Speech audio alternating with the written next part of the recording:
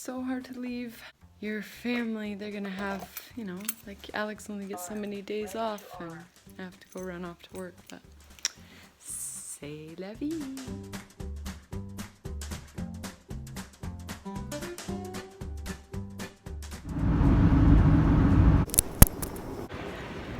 Hi, I'm Emily. I'm a flight attendant, and today I'm going to talk a little bit about kind of the long-term things to think about if you're thinking about being a flight attendant. But a little part of my day is I'm going to do my commute.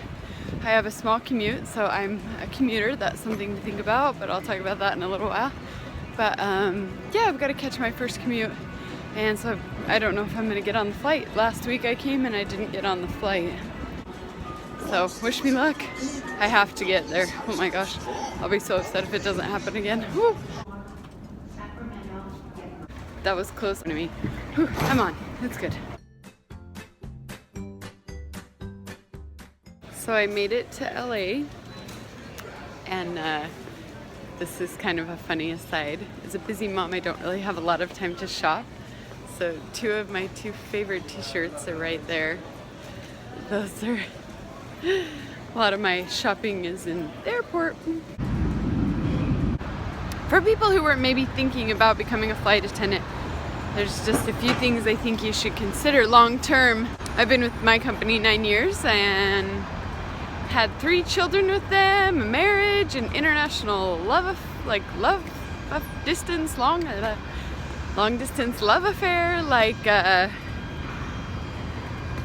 with the man I'm married. Like, I didn't have an affair. Okay, the point being is that this is such a great career when you're young and single. First things first, I have to treat myself. I'm not the only one. I love this song. This is one of me and Alex's songs. Anyways, so why I wanted to mention that is important is that, let's say you're a young flight attendant and you start down this career path and you're like, oh, it's perfect for me and I love it and it's awesome. And then for whatever reason you just have to quit. There's 100 different reasons why this job doesn't work.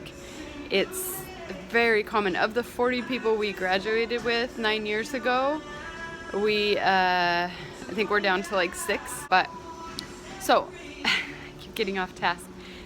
The point I'm trying to make is what happens in a flight attendant's career is if you have to stop, you give up everything. Like, say you want to I want to take 5 years off and then come back.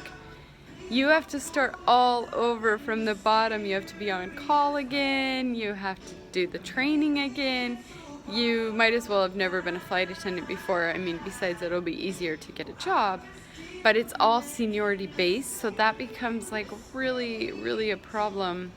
So that's the point, is to look and see what their both time off programs are like, what their part-time programs are like, what their maternity leaves are like, what their, whatever you need to do in your life, whether you have a family emergency, things like this. These are things to look at.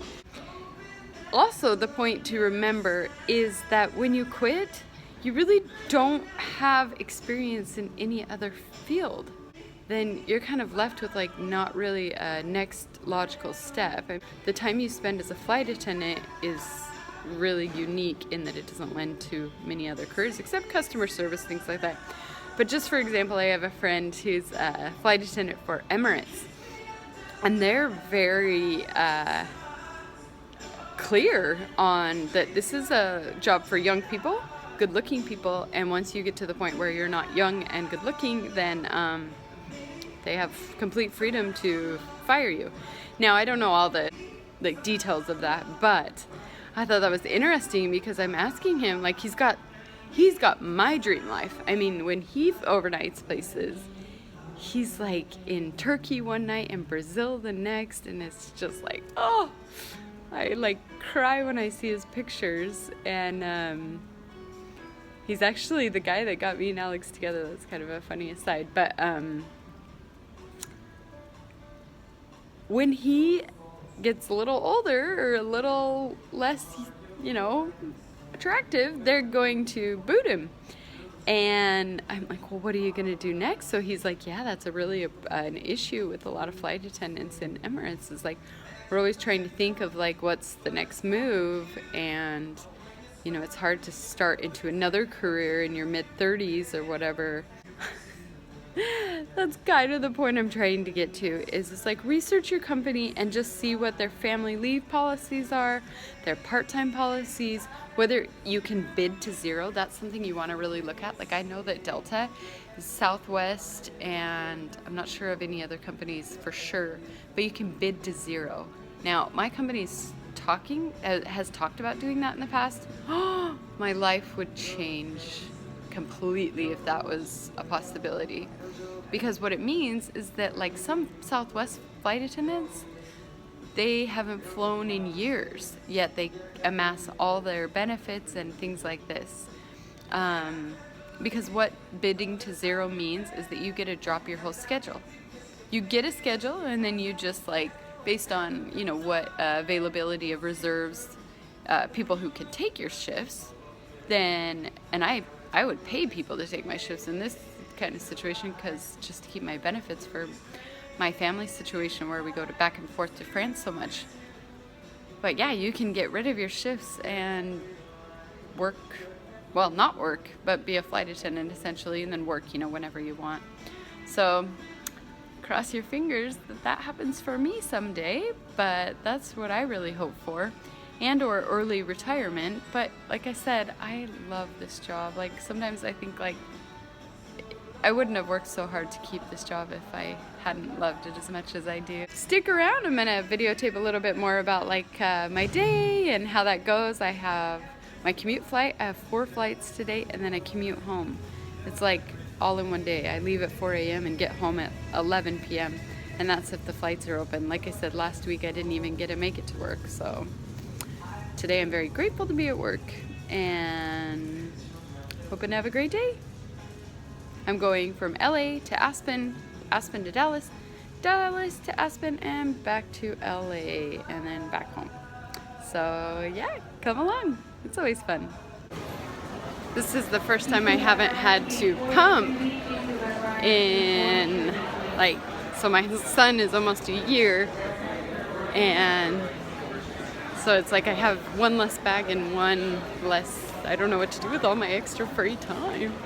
Go check out the bookstore. That's the problem with bookstores, is I can't enter one without buying something, even though I already have like 5 books today. We're starting the day late, which isn't good for anybody.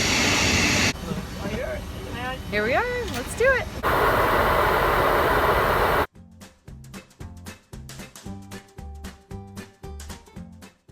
Lulu. Lulu.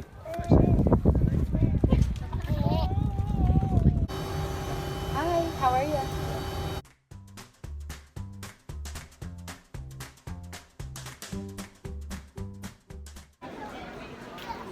Okay, so I've already tried to get on an American flight, no go. Delta flight, like, I guess it went to Las Vegas and then came back. So there's like a canceled flight, so I'm trying to find out if there's like Las Vegas weather or something. Anyways, so I'm gonna walk over to Southwest, hustle over, because it's 8:22 and the flight's at 9:05 or something. So, oh my gosh, wish me luck.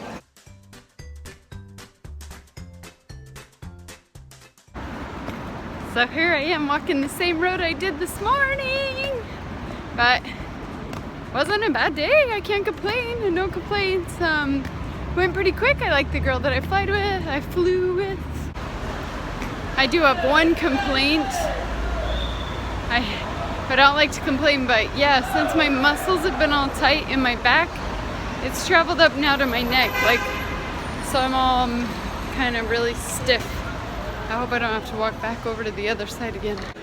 Oh. They just gave me a boarding pass, so I'm gonna board in a minute, but